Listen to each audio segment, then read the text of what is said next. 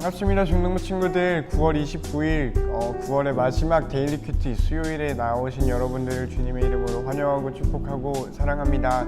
한 가지 광고를 드려요. 12시 매일 12시 정오라고 하지요. 그러니까 런치 먹을 때, 점심 먹을 때 12시에 우리 교회에서는 지금 담임 목사님 회복을 위한 기도회를 하고 있어요. 사실 지지난주부터 하고 있었는데 전도사님이 여러분한테 다시 한번 광고를 하고 우리도 같이 각자의 자리에서 뭐 수업 중이면 어쩔 수 없지만 아마 점심시간이 겹칠 것 같다는 생각이 들어요. 그러니 우리 같이 교회가 함께 한 목소리로 기도할 때 함께 기도할 수 있는 우리가 되면 좋겠다라는 생각이 듭니다. 어쨌든 전도사님이 그럼 기도하고 우리 같이 큐티 해보면 좋겠어요. 기도합니다. 사랑의 하나님 아버지, 오늘도 하나님 말씀 앞에 나온 주의 자녀들이 있습니다. 하나님, 우리가 말씀을 보고 말씀을 궁리하고 말씀을 받아들이고 말씀을 만날 때 시공간을 초월하며 모든 문화를 초월하는 사랑의 진리이신 하나님의 성령께서 우리와 함께하여 주시고 우리를 가르치시고 우리를 인도하여 주시옵소서. 그것을 경험하는 우리의 이 시간 되기를 원하오니 성령님, 우리를 주관하여 주시옵소서. 예수님 이름으로 기도드립니다. 아멘. 오늘 우리가 함께 볼 말씀은 출애굽기 22장 16절로 31절 말씀입니다. 전도사님이 지난번 월요일 클립에 21장이었는데 22장으로 잘못 읽어가지고 뭐 없는 내용도 막 얘기를 하고 그랬던 것 같아요. 어쨌든 오늘이야말로 그 22장 21절 너희는 이방 나그네를 압제하지 말아라 라는 말씀, 전도사님이 주구장창 얘기했던 그 말씀이 들어있는 본문입니다. 우리 같이 함께 읽어보면 좋겠어요. 어떤 사람이 아직 약혼하지 않은 처녀를 꿰어서 잠자리를 함께 하였으면 그는 신부의 몸값을 내고 그 여자를 아내로 맞아들여라. 그러나 만약 여자의 아버지가 자기 딸을 그에게 주지 않겠다고 하면 그는 순수한 처녀로 시집가는 신부의 몸값과 똑같은 돈을 치러야 한다. 무당은 살려두지 말아라.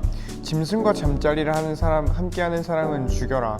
여호와 외에 다른 신에게 제물을 바치는 사람은 없애버려라. 나그네를 억누르거나 학대하지 마라. 너희도 이집트 땅에서 나그네였다는 것을 잊지 말아라. 과부나 고아를 괴롭히지 마라. 만약 그들을 괴롭히면 그들이 내게 부르짖을 때 내가 반드시 그들의 부르짖음에 귀를 기울일 것이다. 나의 노가 불붙듯 일어나 칼로 너희를 죽일 것이다. 그리하여 너희 아내들은 과부가 되고 너희 자녀는 고아가 될 것이다. 너와 함께 살고 있는 내 백성 중에서 가난한 사람에게 돈을 빌려줄 때는 빚쟁이처럼 굴지 말고 이자도 받지 마라. 만약 이웃의 겉옷을 담보로 잡았으면 해가 지기 전에 그것을 돌려주어라. 그가 몸을 덮을 것이라고는 그 겉옷뿐이다. 그것이 없으면 달리 무엇으로 몸을 덮고 자겠냐. 그가 나에게 부르짖으면 나는 들어줄 것이다. 왜냐하면 나는 자비롭기 때문이다. 너희는 재판장을 욕하거나 너희 백성의 지도자를 저주하지 말아라. 처음 추수한 것을 나에게 바치는 일을 미루지 말아라. 너희가 거둔 첫 곡식과 포도주를 나에게 바쳐라. 그리고 너희의 맏아들도 나에게 바쳐라. 너희의 소나 양도 마찬가지이다. 소나 양의 첫 새끼도 7일 동안은 어미와 함께 있게 하고 8일에는 나에게 바쳐라. 너희는 나에게 거룩한 백성이 될 것이다. 그러므로 너희는 들에서 맹수에게 찢겨 죽은 짐승의 고기를 먹지 말고 그런 고기는 개에게 주어라. 아멘. 이런 또 딱딱한 내용이 이렇게 있었습니다. 우리 다시 한번 여러분의 눈과 마음과 펜으로 읽어보고 이거 좀 괜찮은데 하면 밑줄도 그어보고 하면서 우리 묵상해보고 같이 나눔해보면 좋겠습니다. 시작! 여러분은 어느 부분에 좀 눈길이 갔나요? 오늘 본문은 좀 첫 구절부터 좀 그렇지 않았니? 나는 좀 그랬어. 이게 물론 우리가 중학생이니까 좀 와닿지 않을 나중 일이라 좀 와닿지 않을 수도 있는데 전도사님의 생각에 이게 여기 한번 읽어줄게. 어떤 사람이 아직 약혼하지 않은 처녀를 꿰어서 잠자리를 함께 했으면 그는 신부의 몸값을 내고 그 여자를 아내로 맞아들여라 라는 이야기가 있어요. 이게 진짜 물음표 투성이거든. 나는 사실 이게 무슨 말인가, 이게 어떻게 이런 이야기가 있는가 라는 생각이 들죠. 현대의 생각에서는 말이야. 전도사님은 20세기 말에 태어나서요 21세기를 이렇게 21세기 인간으로 너네는 찐 21세기 인간이고 나는 한 5살까지 20세기를 살았고요. 그 후로는 21세기를 살아온 정말 오늘 마인드를 탑재하고 있는 그런 진짜 어린 사역자란 말이지요. 이런 사람으로서, 이런 청년으로서 이 본문 폭력적이에요. 왜냐면 내가 좀 너무 상상력이 풍부한 걸 수도 있어. 아직 약혼하지 않은 처녀가 있대요. 결혼하지 않은 이쁜 여자가 있었던 거죠. 이 머리가 긴 여자라고 칩시다. 근데 어떤 사람이 와서 이 사람을 꿰어가지고 이렇게 혼전 성관계를 가지게 되면은 그냥 결혼해라 라고 성경이 말을 하고 있는 거지. 물론 이 사람이 꿰어져서 나도 당신을 사랑해요 해가지고 그럴 수도 있는데, 진짜 못된 사람들이 요즘 많잖아요. 진짜 변태 같은 사람들 많고, 진짜 욕 먹어 마땅한 이상한 사람들이 있단 말이죠. 안타깝게도 남자들이 그게 많아서 참 그런데, 뭐 여자들도 없지는 않겠지만, 근데 한번 생각해 봐봐. 이 사람이 진짜 이상한 사람이야. 이상한 사람이어가지고 정말 정상적인 생활을 하질 않아요. 정상적인 생활도 하지 않고 정상적인 사고방식도 없고, 그러면서 좀 사회에서 좀 동떨어져 버리고, 물론 사랑이 필요했겠지요. 근데 이상해져가지고 이 사람이 나쁜 마음을 품은 거야. 지금 길 가다가 저 이뻐 보이는 여자한테 가가지고 찝쩍찝쩍 거려가지고 이렇게 꿰어서 이렇게 나쁜 짓을 했어요. 몹쓸 짓을 했어요. 그러면 결혼해라 라고 말을 하는 거지, 성경이 말이에요. 이거 이상한 거야. 내가 저 사람 마음에 들어. 근데 저 사람이랑 결혼할 수 있는 각이 안 나오니까 저 사람이랑 결혼하고 싶은데 그럼 어떻게 해야 되지? 해가지고 이렇게 가가지고 뭔가 해라 라고 해도 된다라는 여지가 여기서 생겨버린다라는 거지요. 그러니 현대의 시각으로 보면 절대 이해할 수 없는 구절이 이 구절이겠다 싶어요. 이게 지난번에도 얘기를 했지만 문화가 너무 달라버린, 배경이 너무 달라버린 것이니 이렇게 이해할 수 없는 구절이 성경 속에 있는 것이겠다 싶지요. 문맥으로 읽어도 이거는 도저히 이해할 수 없는 구절 중에 하나이겠다 싶어요. 그러니 배경을 알아야 되는데, 이때 당시에 농경사회였단 말이죠. 농경사회에서 한 명 한 명의 인생은 여성이건 남성이건 다 노동력이었고요.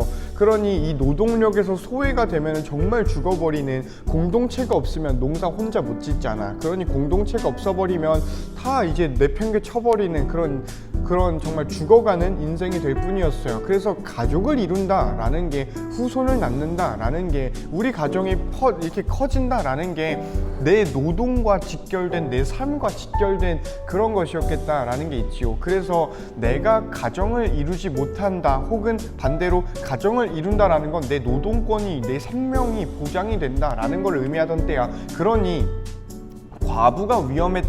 과부가 사회적 약자가 되었던 건 뭐냐면요, 여성이 약한 존재여서가 아니라 이 사람에게 가정이 없기 때문이에요. 이 사람에게 남편이 없고 같이 이룰 노동력이 없고, 이 사람의 바운더리가 없어지니까, 생명이 보존된다라는 보장이 없으니까 과부가 약자가 된 거지요. 물론 오늘날에도 과부는 약자로 뭔가 보여지는 부분도 없지 않아 있기는 합니다.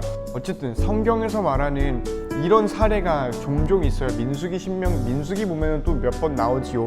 거기서 말하는 게 뭐냐면은, 이 여성이 몹쓸 짓을 당했다고 해서 버려두게 하지 말아라 라는 거예요. 이 사람 버려두지 말고 이 사람의 목숨을 책임져라. 남자에게 책임을 지우는 게 이 어떠한 모습이지요. 그래서 물론 오늘의 감수성과 오늘의 이런 생각으로 도저히 이해하기 어려운 장면이지만 이 여성이 꿰어짐을 당해서 이 여자에게도 분명히 책임이 있는 것은 맞지만, 이 둘 다 서로의 책임을 지고 너희들 살아가라, 죽지 말고 살아가라, 버려지지 말고 살아가라 라고 하는 어떤 사회적 보장을 해주는 게 이런 조항들의 목적이라고 이야기를 해요. 그러니 오늘 다시 한번 강조하는 건, 오늘날에선 절대 이해할 수 없는 이 제도가 이때 당시에서는 의지할 수밖에 없는 제도였다라는 겁니다.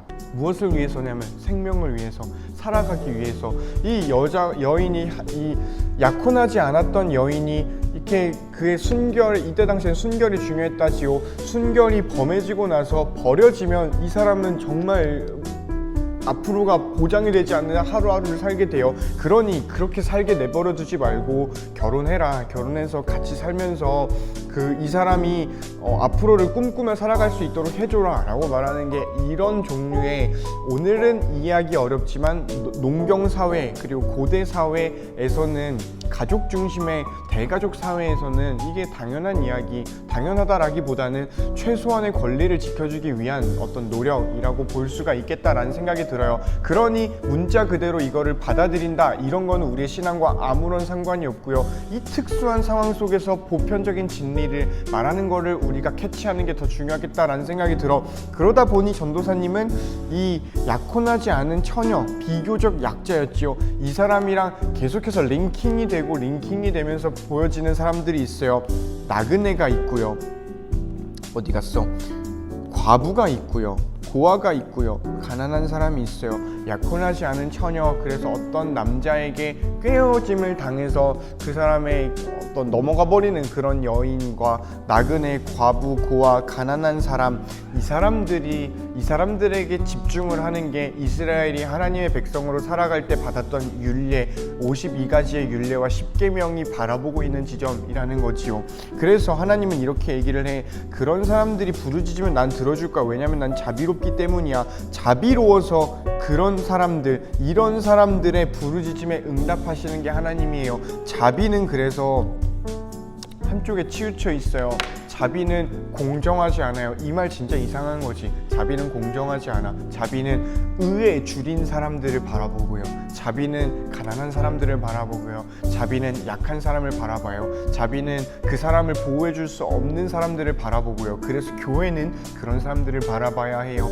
교회는 그런 사람들에게 나가야 하고요. 그런 사람들이 너 하나님이 너를 사랑해 라는 말을 듣게 해줘야 되고요. 그러기 위해서 전도도 필요한데 너는 하나님의 사랑을 받아 마땅한 사람이야 라는 말을 들을 수 없는 그런 여유조차 없는 사람들이라면 그런 여유를 만들어줘야 되는 게 교회여야겠다. 그런 공동체를 만들어주고 그런 심리적 안정을 만들어주는 게, 그런 실제적 안정을 만들어주는 게 교회여야겠다 라는 생각이 전도사님한테는 크게 있어요. 이건 진짜 개인적인 묵상이니 여러분이 동의하지 않을 수도 있겠다라는 생각이 듭니다. 어쨌든 나는 오늘 이 본문을 통해서 만난 하나님은 그런 하나님이라는 걸 여러분한테 말해주고 싶었고요. 여러분이 만난 하나님은 어떤 하나님인지 궁금하네요.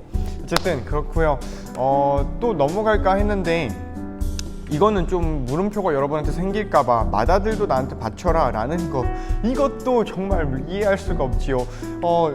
이게 무슨 말인가? 아들을 태워 죽이라는 것인가? 이외에 아브라함이 이삭을 칼로 찔러서 모리아산에서 죽이려고 했다던데 이게 그건가? 하나님이 아들을 죽이라고 말하는, 아들을 바치라고 말하는 그런 하나님인가? 라는 생각을 자연스럽게, 지도가 없으면, 무언가 정보가 없으면 자연스럽게 그렇게 생각할 수밖에 없는 장면이지요. 그런데 하나님이 분명히 몰렉 제사라고 해서, 몰렉이라는 이때 당시에 다른 이방 신이 있었어요. 이 신이 인신 제사를 받는 신이라고 해요. 이 신을 섬기는 사람들은 이제 제사를 인간으로 드렸다라는 어떤 사료들이 등장을 해요. 하나님은 이렇게 하지 말아라고 아주 분명하게 말씀을 하셨지요.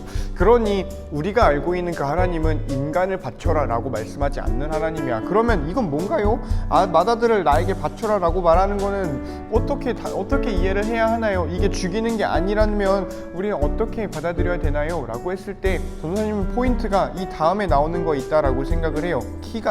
해석할 수 있는 키가 여기서 나오지요. 소나 양의 첫 새끼도 7일 동안 어머니와 함께 있게 하고 8일에 나한테 바쳐라 라고 해요. 난지 8일 만에 할례를 받은 사람 이삭이었어요. 그 이삭을 필두로 해서 이제 유대인들은 난지 8일 만에 할례를 받게 되었지요.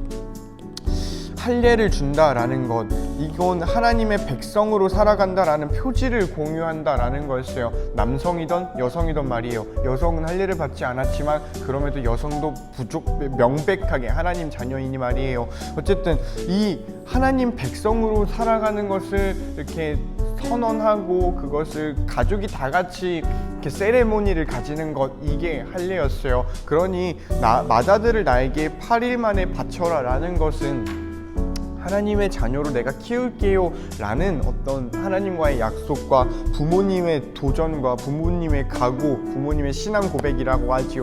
이거였겠다라는 생각이 들어요. 이거이지 않으면 이해해서는 안 되는 구절이에요. 아들을 설마 발로 갈라서 장기를 태우고 기름을 떼어내서 피를 뿌리고 이렇게 제단에서 바쳤다라고 하면 그거 지옥이에요. 그게 지옥이에요. 내가 아들을 낳을지는 모르겠지만, 너가 아들을 낳을지 모르겠지만, 아들된 우리 혹은 딸된 우리, 자녀된 우리로서 우리 엄마 아빠가 나를, 혹은 내가 첫째가 아니라면 우리 형아 누나 언니 오빠를 바친다라고 생각해봐요. 지옥이에요. 끔찍한 거예요. 그러니 문자 그대로 받아들여서는 안 되겠다 싶어요. 이 특수한 상황 속에서 표현되어진 하나님의 진리, 이걸 우리가 같이 읽어봤으면 좋겠어요. 그리고 그거 뭐냐면 하나님 백성으로 살아가라. 하나님 백성으로 살아가라. 그거 어떻게 살아가는 거냐면 결혼하지 않은 처녀, 고아 과부 나그네, 가난한 사람 도와줘라, 이 사람들의 편에 서줘라 라고 말하는 거겠다라는 생각이 들고요.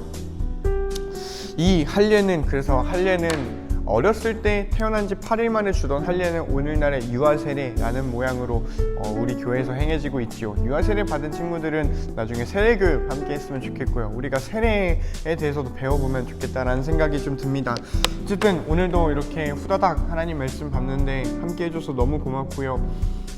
여러분의 시작된 한 주, 보내고 있는 한창인 한 주가 하나님 안에서 보내지는 그런 은혜롭고 거룩한 한 주이기를, 하나님 자녀로 살아가는 한 주이기를, 그리고 그렇기 때문에 우리 주변의 약한 사람들에게 주목해 볼 수 있는 너와 내가 되면 좋겠다라는 축복을 드립니다. 한 주 파이팅 하시고요. 남은 며칠 우리가 잘 이겨내면 좋겠고, 다가온 중간고사 우리 화이팅해서 잘 이겨내보면 좋겠습니다. 안녕.